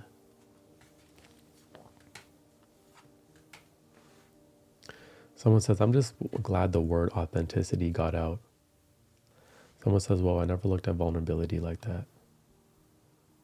Well, yeah, like that's how I see vulnerability, right? Like when you're vulnerable, like it's, because a lot of times, like there's things we feel deep shame or regret about. And it's like, there's no way in hell we would like want to share that. And like you technically don't. But sometimes you feel like you just need to get it out of you. So you're vulnerable because you're releasing this. You're like, listen, this is my story. And like you're being vulnerable for yourself. It's like a release of energy. And then people automatically respect and gain trust with it because they're like, wow, I see you. And often people trauma bond more than like anything else. Like, you know, when you understand someone has experienced the same pain as you or gone through a similar situation, you really feel seen or heard. And that's why vulnerability is such a binding effect, because when you listen to someone and you're like, oh my God, the way they are, what they are saying, I have experienced that thing. Because think about it, pain and emotions are invisible. It's not like something you can touch. These are like invisible forces that we feel. And when someone explains something so perfectly, you feel a connection with them. And that's why I think using vulnerability as a tactic just to gain trust, just to sell shit, I think it's just like whack, because it's like, it's a manipulation of just like something that's supposed to be really a liberation for the individual, right? Like I went to this thing and there was a lot of people there, like business people, and they're talking about authenticity. And they're basically saying like how to portray yourself as authentic. You don't portray yourself as authentic. You just are. You know what I'm saying? Like it's not a portrayal. It's not a painting. But they're basically saying, oh, authenticity leads to more followers. But I'm like, that's like, but they were like saying it as like a tactic. And I'm like, this is so cheesy. This is so cringe. Like I just was so annoyed by it. I'm like, you know what I'm saying? And sometimes you need to be inauthentic, not like intentionally, but sometimes you are inauthentic because you're being influenced or you're being insecure about something, and you need to feel how being inauthentic feels. How do you know what authenticity is if you don't know what inauthenticity is, right? So sometimes you go through a season where you're not being authentic and you have to feel that sticky residue from it and be like, oh, I don't like that. And then find the power to be authentic. So I don't like the idea of portraying to be authentic, because sometimes you need to go through the pathway of not being authentic, not being your true self, to realize it's a lot better to be my true self. You know, these are the type of things that like annoy me on the internet. Like they really be cheese in my soul. Really be cheese in my soul. And I think in like the era, like moving forward, you know, like the AI, and there's like more content coming out every single day than like the world can even handle. I really do think there's going to be like a special raw energy that people will feel in you, just because they can actually feel that like you are being authentic and you crafted something beautiful.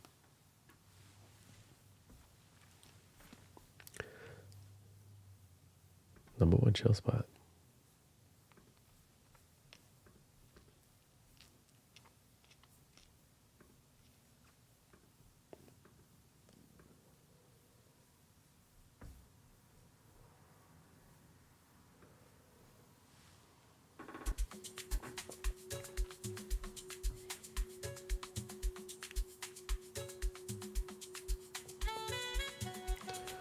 Someone says, but really the question is, what makes something authentic? Beautiful thing about that is only you can really say, right? Like you get to decide if it's authentic. It's really a feeling, in my opinion, right? Because something could be authentic for you for like 3 years, and then like 4 years later, that very same thing feels inauthentic, right?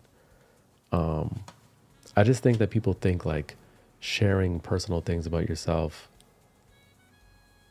online is being authentic. Like the thing is, you could be vulnerable, share personal things about yourself, and that could be inauthentic for you, right? Because it's not what you actually want to do. It doesn't feel good for you. But that would be portrayed as an audience as authentic, but they're like, oh my God, they're so open, they're so vulnerable. But for you, it could actually be inauthentic. That's the interesting thing about it, right? So it really comes down to like, you have to have that honest perception of it with yourself.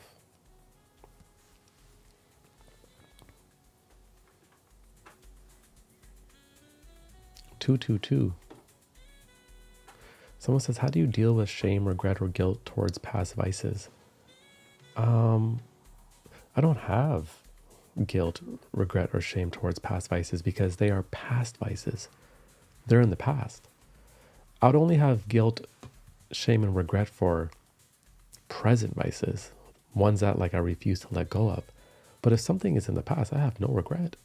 I'm like, I went through that. I learned about myself, and now it's in the past. It's gone. You know, like I'm not going to feel shame about something that was 10 years ago that I was able to like navigate through and overcome. At the end of the day, I'm going to champion it. Oh my God, you overcame that. Amazing. You went through that vice and you came out the other end, right? Stronger. So that's how I would look at it. Like if it's in the past, it's in the past. You should celebrate that. No need to have regret over it or shame about it. Guess what? Now that you went through it, you can help others through it, you know, because you have the experience. So wow, maybe you can share with others and help them navigate through the shame and regret that they're experiencing in the present about it. That's how I would look at it. No need to be like shameful or regretful about that stuff in the past.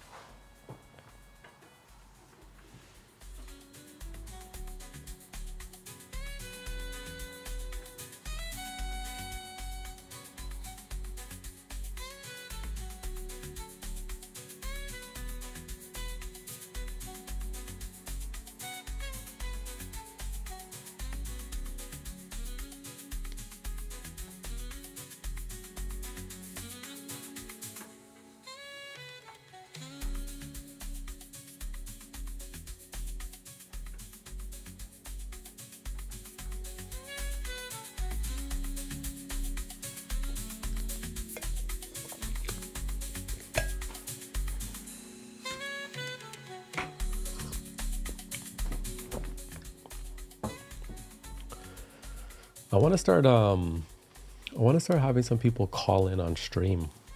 I'm pulling people up.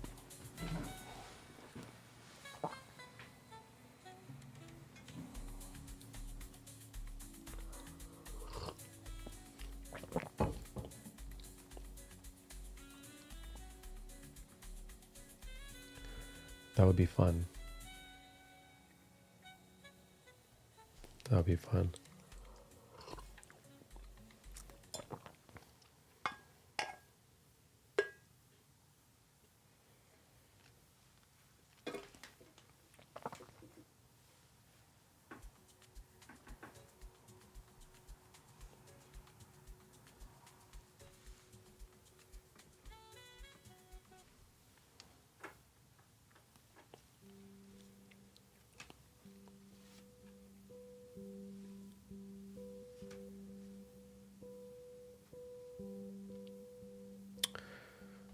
Cameron says, what is your favorite tea right now? Interesting thing is like I'm really low on teas. I haven't visited a tea shop.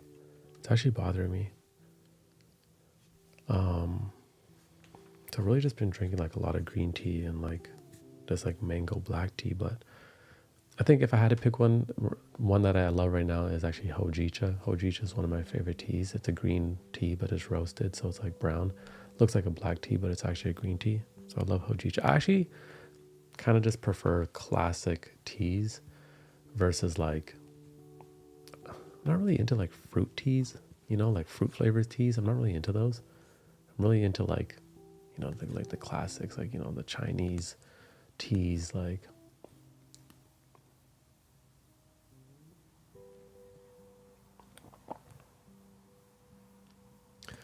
Someone says, do you stream on Insight Timer? Can you stream on Insight Timer? Is that a thing? Insight Timer used to really embrace me when I was posting there. They used to put me on the homepage often. I think that's how Russell Brand discovered me, because he started following me. I remember me and Russell Brand were both on the homepage on the same day. And then he followed me like a week after that, so he must have saw me. But yeah, I haven't been on Insight Timer in a long time. I mean, I have so much content I could post to Insight Timer. I could post all my podcasts there. I have enough content to post like every day to Insight Timer for 2 years. So maybe that's something I could do. Maybe I'll come back there. But I didn't know that you can stream there. I'm not sure if you can, you know. We'll see. We'll see. Well, today is turning out better than it started, because this morning, you know, we were a bit frazzled. We definitely were a bit frazzled. But it's turning out better.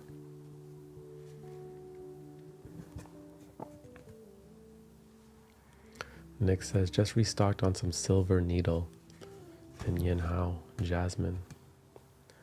Have you ever tried sakura tea, the fluorescent? Yeah, I actually have some at my house. And I've had some in Japan.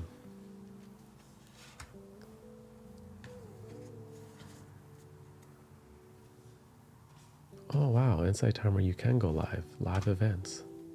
Interesting. I'm gonna look into that. That might be just perfect. Interesting.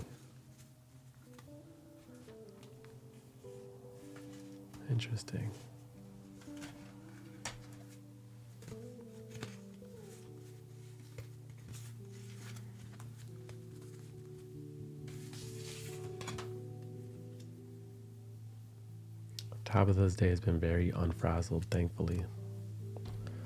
Send some of that unfrazzled energy this way.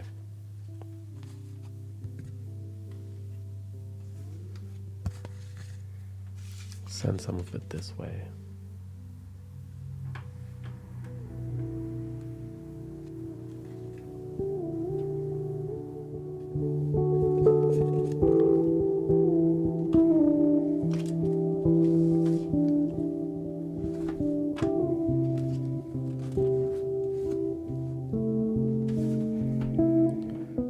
Nicole says, I love Gen Mai Chi. Have you tried? That's like the popcorn one, right? Or it looks like it has like little popcorn things in it. It's got like, it's like roasty, I believe, right? Very roasty. I have had that, if that's what it is. I had it at a nigiri restaurant like 2 months ago. So it's like, can you show us the pictures on your cards? Yeah. Sure, I can show you a couple of pictures on the cards. Let me, maybe you can do this one. Okay, let me see. Let me actually, the camera's so far away, that's why. Okay, this one is, you know, our highest form of nutrition is in our expression. I actually want to get another camera angle, but it slows down the computer when I hook up another one, so I got to figure that out. I love the colors on this one. Led by spirit, not by self. Yeah, the colors on that one is beautiful. Each one is a completely different color palette, which is rare. Usually like with like an affirmation deck, a lot of people use like Canva templates, but I actually hired a designer, right? So I hired a successful designer from the UK, from London actually, Adrian. And every single one is basically its own art piece. Every single one is its own illustration, its own color palette. It's not like a Canva template just with leaves on it in like a mid-century color palette, like a lot of the cards that you see. Every single one is its own design. And there's like 33 of them. So it's a lot of designs. It's a lot of designs.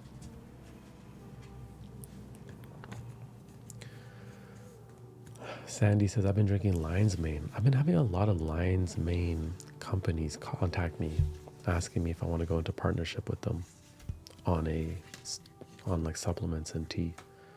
It seems like lion's mane is becoming very popular at the moment. But I do consume lion's mane as well. Yeah, it's actually one of the first supplements I ever started taking. I was always like kind of skeptical of supplements, but then lion's mane was like the first one I got into. You know, anything that can boost that brain health, I'm all about.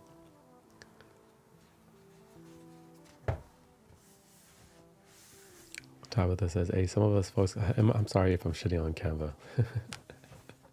I'm sorry.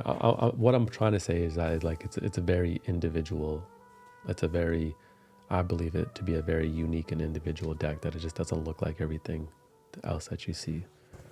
And wasn't created in a night just to sell. It actually took us a whole year, you know?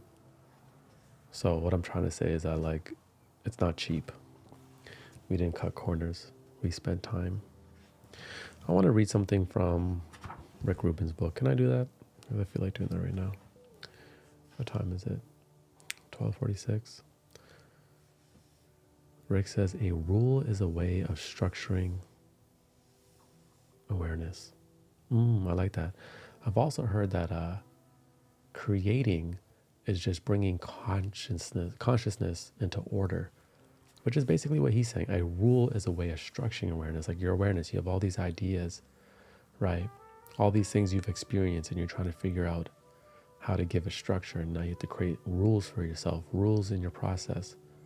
Or this creating is bringing consciousness into order. Like anytime like someone does something great, they always say like, I don't know what came through me, like something else was influencing me. There always seems to be this like internal knowing that people have, that like something channeled through themselves, right? They may not be able to explain exactly what, but like consciousness came in through order, and people will always identify themselves as a vessel. He says, imagine going to live on a mountaintop by yourself forever. To be honest, I could do it. I'm a lone ranger. You build a home that no one will ever visit. Still, you invest the time and effort to shape the space in which you'll spend your days. The wood, the plates, the pillows, all magnificent, curated to your taste. This is the essence of great art. We make it for no other purpose in creating our version of the beautiful, bringing all of ourselves to every project, whatever its parameters and constraints are. Consider it an offering, a devotional act. I really wish that social media had this intention. I was watching a video yesterday that just like annoyed me, but it was the girl was so right and she was so correct. But she was basically telling people like, listen, don't make a video about a new idea, because like she's like, you don't have any proof that idea will work. Instead, find an outlier, find other ideas that have worked and do those, but in your own way. And I just was absolutely, I don't know what the right word is, but it was like, I was sad about that advice, even though that advice is right for YouTube, that is right. But I was like, man, not to explore a new idea because you haven't seen being worked before. And it's almost like saying like, hey, don't take risks as a creator. Like, you know, just like do what this machine tells you to do. This algorithm knows best, and it does. But then you lose what Rick Rubin is saying here. We make it for no other purpose than creating our version of the beautiful, bringing all of ourselves to every project, whatever its parameters and constraints are, right? Even if you were going to build a home on a mountaintop that no one was going to visit, you still invest your time and effort, right, into it. And unfortunately, that is like the landscape of YouTube, and is why I have like this love-hate relationship with YouTube, because it is true. Like if you do follow the rules and the advice, and if you do follow what the YouTube studio is recommending to you, it will work. But it also may not just be the direction your soul is trying to go into. And then it's like, are you a creator or are you an algorithmic reproduction machine? Rick says, we create our art so we may inhabit ourselves. Right? Like it's always that I say, like creating to me is a tool for self-discovery. Pharrell said that while creating the Lego movie, he realized the movie was a tool to discover his purpose. This is why I create. There is no hard metric we are performing for an audience of one. If you think, I don't like it, but someone else will, you are not making art for yourself. Oh, that's crazy, because I've literally done that before. I've literally made things and posted it, being like, I don't like it, but I know they will. That's crazy. It's hitting me in the heart. You found yourself in the business of commerce, which is fine, which is true. It may not be art. And I think that's what it is about YouTube. It's like, are you in business or are you in it for the art? And if you're in it for the business, that's fine. And if you're in it for the art too, that's fine. Either or. I think it's just kind of being clear what you're in it for, right? There's no bright line between the two. The more formulaic your creation is, the more it hugs the shore of what's been popular, the less like art it's likely to be. Again, exactly what that girl said. If you create from things that are already proven to work, you will be able to ride the wave of popularity. But he's saying here, that is less of a creation. That's a formulaic process. That's not necessarily bringing consciousness into order. That's bringing that algorithm into a reorder. Yeah. Fear of criticism, attachment to a commercial result, competing with past work, time and resource constraints, the aspiration of wanting to change the world, and any story beyond, I want to make the best thing I can make, whatever it is, are all undermining forces in the quest for greatness. Damn, why is he trying to hit so hard right now, though? The fear of criticism is an undermining force in the quest of greatness. If you fear the criticism, you may be too scared to take a risk or do something new or different.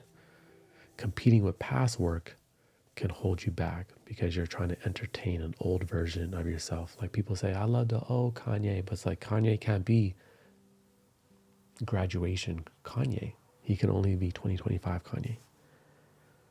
I want to make the best thing I can make is also putting too much pressure on the process. You're not in discovery. These things all hinder the process. That's true. That's true. Because when I started first, like just making anything, there was never like an idea of like, this needs to be my best. I was just like curious and just making things. And then as you go, you become more aware and then you're like, this needs to be the best. And if it's not, then you like devalue yourself. So then you put too much pressure on the act of creating, and then you procrastinate because you've created this expectation that it has to be great. And maybe it has to be great because you've already set the expectation that you have to be consistent and you have to post. And again, that's how we become like formulaic creating robots. Yeah. It's hard. It's a hard battle, you know? It is a difficult battle. We all go through it for those of us that like to create. Instead of focusing on what making this will bring you, right? Like what will, like the same way Pharrell said, creating the Lego movie allowed him to discover his purpose. It's like when you step into a new project, instead of thinking, will people like it or how much will the response will be, it's like, focus on what making this will bring you, right? Like, just like how we talked about earlier, how highlighting the fruits of the spirit as like a lot of the true rewards versus just the external rewards. Making that thing may allow you to see yourself in a new light or may give you a new sense of confidence or whatever it may be. Even if nobody liked it, you know? Focus on what you contribute to this art to make it the best it could possibly be with no limitation. If you're creating something with a sole function purpose, such as a car designed to reach a certain top speed, other intentions may matter. If your project is purely artistic, then redirect your inner voice to focus on pure creative intent. So I think that's what it's all about, is just having like an intention or like knowing your percentage. If you're creating, like, is this purely artistic? and if it's not, if there's a business aspect to it, how much are you willing to sacrifice artistically for the business? Like, how much are you comfortable with? Are you comfortable with 100%? If you are, then go get your money. If you're only comfortable with like 60%, then you know there's a line that you can't cross until your soul starts to cry like, yo, you're selling out on us right now. We're not exploring. So I think having that clear intent in some of the creative projects or your pursuits is like, what is my intent with this? Am I exploring? Am I creating? Am I trying to make this a career? Am I trying to make money? And what's the line that will get crossed, right? What to me is selling out? So you know. I like that, being more clear on that, because it's definitely difficult. It's definitely difficult, you know, because I struggle with that. I'm like a stubborn creator, you know. There's a lot of things I don't want to do, but then I also want things to work, but then I don't want to do them. But I'm just stubborn. I'm just a stubborn guy. You know what I'm saying?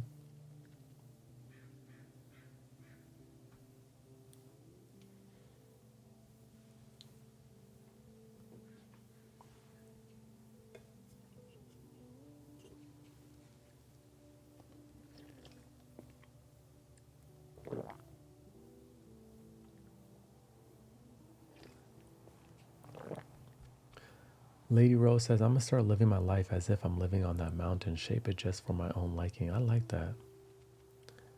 I like that. And you'll be on that mountain by yourself and people still going to be looking up like, wow, look at her shine. Look at her do her thing, you know? Because you're just not giving AF. You're doing you by any means necessary. I love that. I love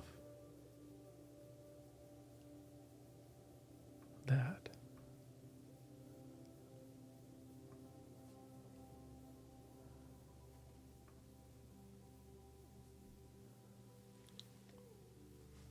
Someone said positive or negative stubbornness. I'm talking about more as like I'm a stubborn creator.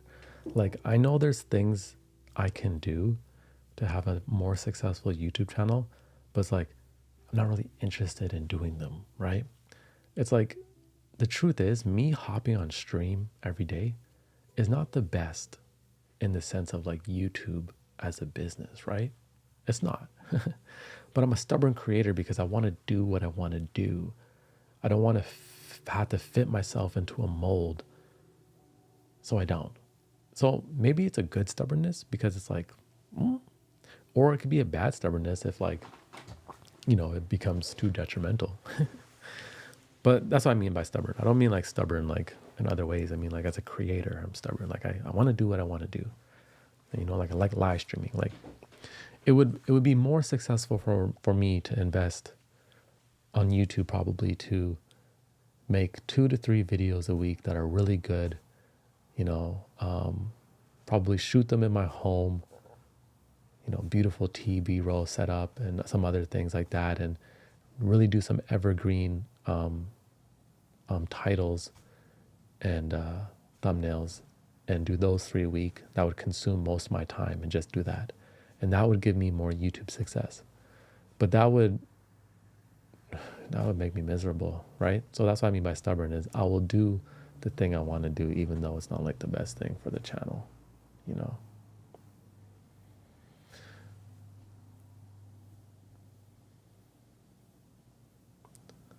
Someone says, what do you think about the Matrix? What do you mean by the Matrix? Tabitha says, if that's the case, color me stubborn because I also hate filming trendy content that's not authentic to who I am.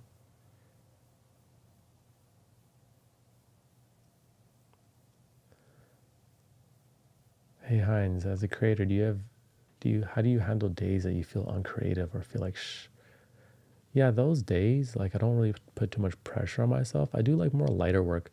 So if I don't feel creative or like feel like I got the juice to even like speak on camera, maybe I'll just like organize my sounds, or maybe I'll go back through my notes and do some writing. I'll do some like lower non-creative work, right?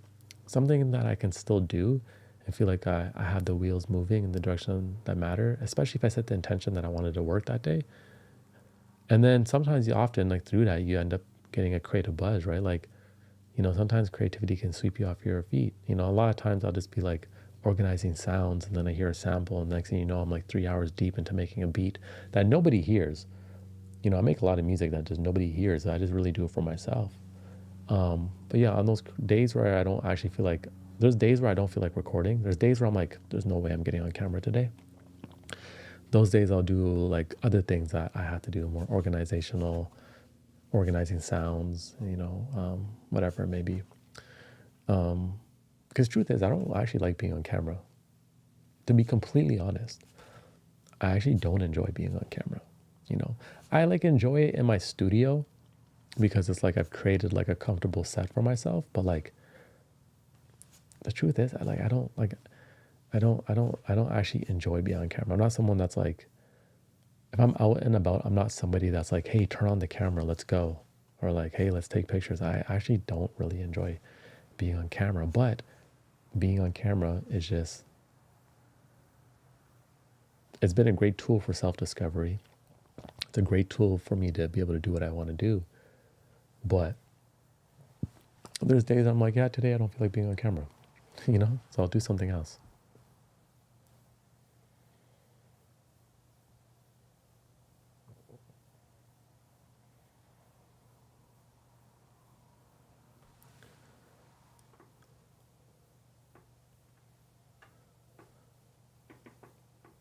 And then there's some people who love being on camera, Like I always like, when I watch like red carpets and I see all the cameras flashing, to me, that is the equivalent of a nightmare. I don't know why, but like just the idea of like 50,000 cameras flashing photos at once is like a nightmare to me. I just don't like it. It doesn't appeal to me. Like I'd be like, oh, what am I supposed to do in this moment? I wouldn't enjoy it. Interesting how this next chapter is how shall we measure success, when that's really what we were kind of talking about today. It isn't popularity, money, or critical esteem. Success occurs in the privacy of the soul. Wow, we already talked about that. That's crazy. It comes in the moment you decide to release the work before exposure to a single opinion. He's basically saying like when you create something and you release it, it's a success, right? A lot of the times you may make something and you love it and then you release it and it doesn't do well. And then your perception of it changes, right? And that's where we have to reconfigure our compass to where our validation is coming from, which is hard. But success is creating the very thing and then deciding to release it. It's a success at that point. Because then it's the world's to judge and to have their opinions, right? When you've done all that you can do to bring out the work's greatest potential, when you're pleased and ready to let go, success has nothing to do with the variables outside of yourself. That's true. You may make a video on YouTube. Think about this. You may make the best video ever. Post it on YouTube and it gets like 900 views. You're posting a video to a platform that has 1 billion videos being posted every day that often favor news cycles and like things that are just more clickable. But what you created may be like one of the most beautiful things that you've ever created, and it's actually really good and lots of people would love it. It just can't really get discovered. And then you look at that 900 views or 200 views or 40 views or 10 views or 1 view and you're like, oh, it's not good. And your whole perception of it changes when really no, like you put your all into it. It was beautiful. You released it, but you released it to a place that has 1 billion videos and it's squeezed in with all these other thumbnails, So it's like, that's why it's like, oh man, it's so important to really just really do what Rick Rubin is saying here and reconfigure the compass to what success is for you in creating. There's success in creating and there's success in business, right? Two different things.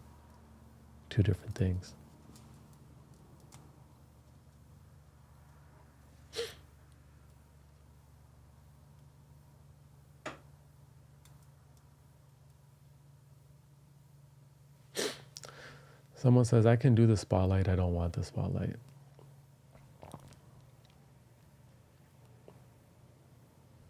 Someone says, you can build charisma by making Snapchat videos.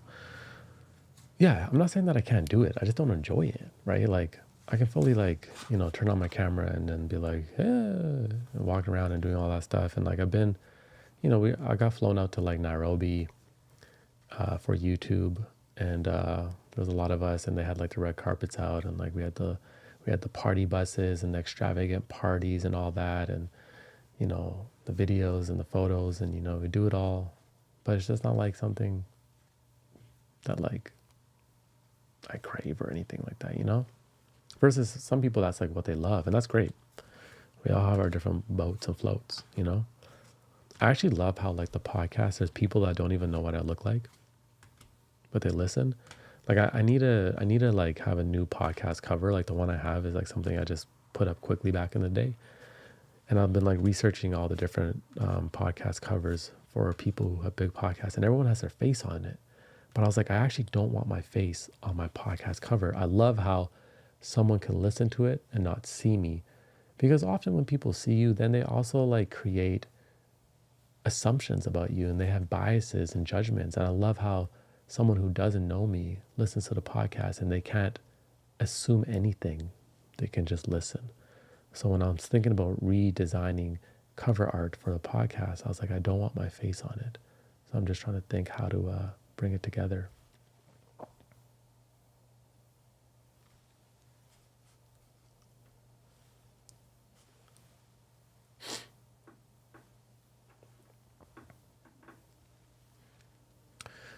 Okay, y'all. I have a meeting in 40 minutes. I have a meeting in 40 minutes I have to get to. So today was good. I was a bit frazzled this morning since we were rushing. Woke up late. Still turned out good. Went to the gym, came here, had a nice little mindful Monday with you. And we getting emotion. Lady Rose is going to get that YouTube channel. We already talked about this before, but Lady Rose is going to get that YouTube channel. You don't need the perfect mic and camera. If you got an iPhone, you're good. A lot of people actually prefer a creator that's using their iPhone, because a lot of people feel like if someone has the most beautiful setup, that you can't trust it as much. If you notice on YouTube, I see a lot of people just making videos on their iPhones in their cars, and the videos go off like crazy. And for a lot of the viewers, to them, it's more trustworthy. It feels more like a real person versus like even someone like me who is in a studio who has like lighting and cameras. There's some people that just see it as too much production. Now there's other people that appreciate the production, and those are more so the people that I'm drawing in who can appreciate the production. But there's a lot of people that don't like production videos. You know, they want a video on an iPhone in somebody's car, right? They want like the thumbnail that is just the still from the video, not edited at all, right? You see a lot of these videos do very well. So you actually don't need the most beautiful equipment to get started. But I think it's also fun learning equipment and learning how to like craft a scene for yourself, if that's like something you want to express yourself creatively, but you don't need it to portray yourself the best. I do it because it's like I enjoy making a scene. I enjoy having it be the colors that I want.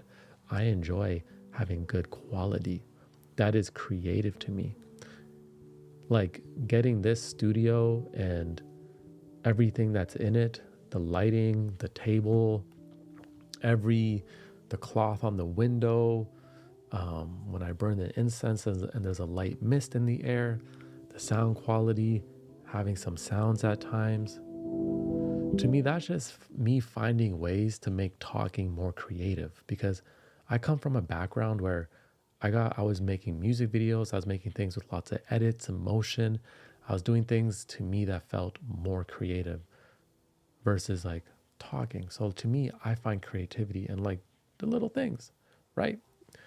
But again, some people want things that are less produced, right? And I actually still don't edit lots in YouTube videos, because I just realized that when I trim back all that production editing, the videos resonated more with people. So that's why I had like the laid back style. But thank you, y'all. It was a great Monday. Lady Rose says, like, I should avoid these lies. You trying to keep me accountable. I'm just here supporting. You don't have to do it if you don't want to do it. But if you say you want to do it, then obviously I'm going to be like, yo, Lady Rose is going to do it. But I'm going to see y'all soon. I'll probably be live tomorrow at some point. Maybe we'll do like a study stream. And yeah, I'm going to go meditate and go do my meeting. Have a good one, y'all. Mindful Monday. Thank you.